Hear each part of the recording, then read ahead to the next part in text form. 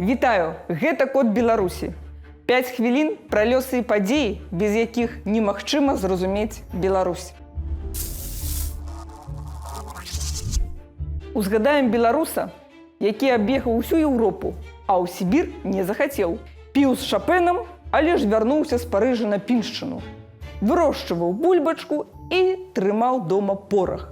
І што б не здарылася, маляваў самыя дзенскія пейзажы. Напалеон Орда. Вось як было. У той час ад Пінска да Парыжа было бліжэй, чым да Масквы. А на Палесе віталі Напалеона, бо ён абяцаў вярнуць Рэч Паспалітую. Таму назвалі нашчадка старажытнага рода ордаў у гонар Банапарта. Ён меў стаць вучоным, але ж эпоха зрабіла яго выгнаннікам, як тысячы беларусаў. У 18 гадоў ён уласнік маёнтка Варацевіча, што на Піншчыне, а ўжо ў 20 вязень. У 25 паўстанец, у 30 музыка, у 50 фермер, а пад 60 палітычны злачынца. Як так, Напалеоне? Пра спрагу даведаў. Годзе ў 2018 студэнты Віленскага універсітэта ствараюць таварыства філаматаў. Па-беларуску суполка тых, хто імкнецца да ведаў. Ці батанаў. Батаны з Вільні збіраюцца, каб вучыцца і яшчэ раз вучыцца.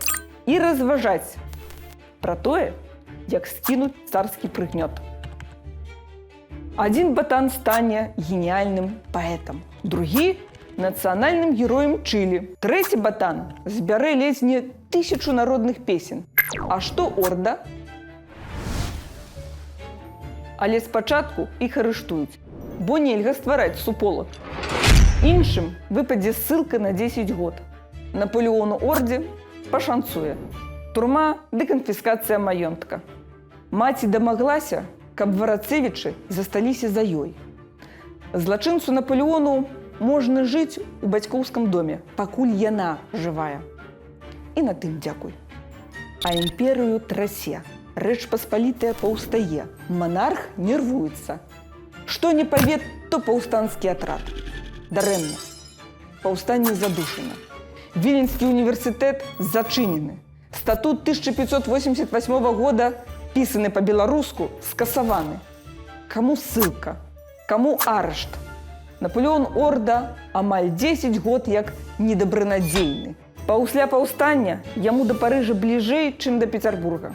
Як тысячам беларусаў. У Парыж.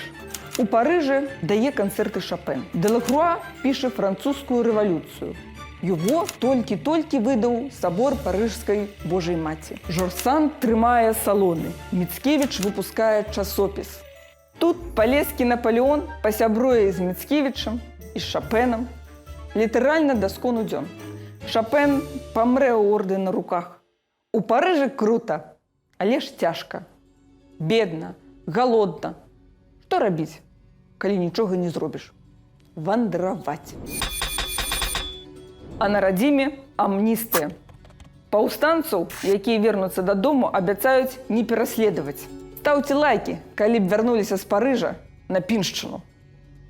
Напалеон Орда вяртаецца. Трэба працаваць. Ён наладжвае гаспадарку на еўрапейскі лад. Вырабляе гаспадарчыя машыны, закупае племянных кароў, будуе праз Бангу 9 кіламетраў каналу. Просіць вярнуць яму землю. Не, недабранадзейны. А старэнькая маці памірае. Ордзе нічога не застаецца, як свой жа фальварак арандаваць. А на Палесе неспакойна. Набліжаецца той самы год. Паўстанне задушана. Кастусь Каліноўскі з паплечнікамі пакараны смерцю на Лукішскай плошчы Вільні. На Беларусі нельга пісаць па-польску і па-беларуску. Насіць прыкметы жалобы. Збірацца больш за 3. Каталікам нельга займаць пасады. Сялянам пакупаць косы. Мужчынам з'язджаць далей, чым на 30 вёрст. А Орда трымае дома порах і падбухторвае сялян да паўстання. Палітычны злачынца 4-го разраду. Справа ўжо ў ваенным трыбунале. Добры імператар абяцае дараваць тым, хто пакаецца. Лепш у Сібір. Але ж Сабір пачакае, ведаеце чаму? Судовую справу орды раптам заліваюць чарнілам. Во неспадзёўка. Даводзіцца перапісваць. І магічным чынам з прысуды знікаюць сур'ёзныя абвінавачанні. Як так, Напалеоне? Свабода перадусім.